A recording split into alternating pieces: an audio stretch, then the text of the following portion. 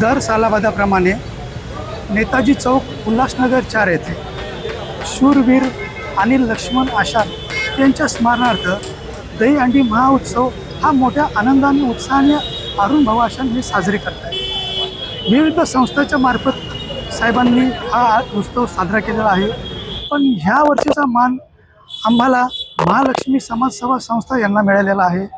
याचे आम्ही भाऊंना खूप आभार व्यक्त करतो आणि तुम्हा सर्वांना दहीहंडीच्या खूप खूप शुभेच्छा।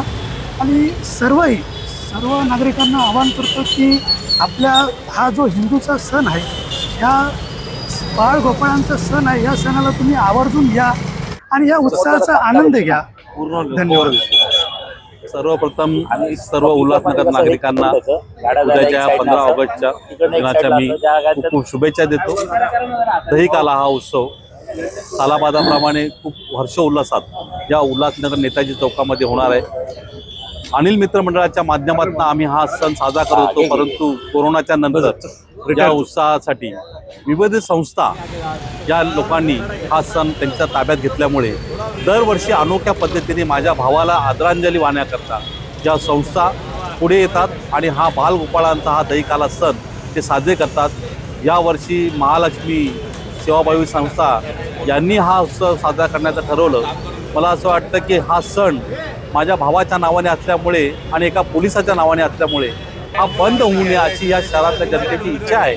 त्या मानाने हा सण आता या ठिकाणी साजरा होतोय। विविध मान्यवर कलाकार ह्या ठिकाणी येतात आणि विविध संस्थेचे सगळे पदाधिकारी या ठिकाणी या उत्सवाला येत असतात। एक उल्हासनगरमधली एक महादहीहंडी म्हणून प्रसिद्ध असल्यामुळे या दहीहंडीचे वेगळं महत्त्व आहे। मला असं वाटतं की ही दहीहंडी यावर्षी पण चांगल्या हर्ष उल्हासामध्ये या ठिकाणी साजरी होईल, याबद्दल काही शंका नाही। या निमित्ताने का असे ना माझ्या भावाची आठवण ही आम्हाला अद्यापर्यंत कायम आहे आणि त्या मानाने ही सगळ्या संस्था आणि पदाधिकारी ह्या सणाकरता पुढे येतात।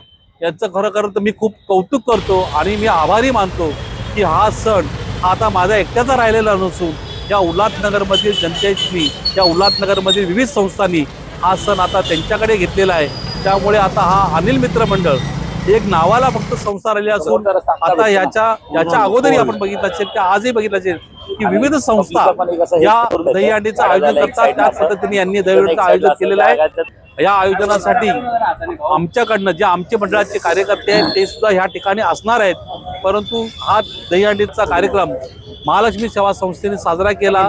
मी मधुकर गव्हाणे यांचं खूप खूप आभार मानतो आणि मी सर्व नागरिकांना विनंती करतो की आपण या दहीहंडीच्या कार्यक्रमासाठी, या उत्सवासाठी सगळ्यांनी आवर्जून नेताजी चौकात या ठिकाणी उपस्थित राहावे। मला असं वाटतं की उद्याच्या ह्या स्वातंत्र्य दिनानिमित्त असलेली ही परवाची दहीहंडी म्हणजे माझ्या आदरणीय स्वर्गवासी भावाला ही सलामी आणि मानवंदना असेल असं मी समजतो। मी पुन्हा एकदा महालक्ष्मी सेवा संस्थेचे खूप खूप आभार मानतो। जय हिंद, जय महाराष्ट्र। प्रमुख उपस्थिती दहीहंडीची जी प्रथा कायमस्वरूपी जी 55,555 जी रक्कम होती ती अद्यापर्यंत या सगळ्या संस्थांनी कायम ठेवलेली आहे। त्यामुळे मला असं वाटतं की याच्यामध्ये कुठलाही बदल झालेला नाहीये आणि मान्यवर या ठिकाणी जे कार्यक्रम होतात त्या कार्यक्रम ऑर्केस्ट्राच्या माध्यमातून काही विविध कलाकार इथे येतात। त्याचप्रमाणे यावर्षी यांनी पण काही विविध कलाकार बोलवले आहेत। मला वाटतं सिनेसृष्टीतले काही कलाकार या ठिकाणी आवर्जून उपस्थित राहतील आणि लोकांकरता असलेला हा सांस्कृतिक कार्यक्रम या ठिकाणी खूप मोठ्या प्रमाणामध्ये साजरा होईल। मला या दहीहंडीचं एक महत्त्व म्हणजे असं की सर्वच पक्षातले मान्यवर या दहीहंडीला उपस्थित होतात, कारण का ही दहीहंडी कुठल्या पद्धतीने राजकीय दहीहंडी नसून ही सार्वजनिक आणि सामाजिक बांधिलकीची दहीहंडी आहे आणि एका पोलिसाच्या स्मरणार्थ आहे।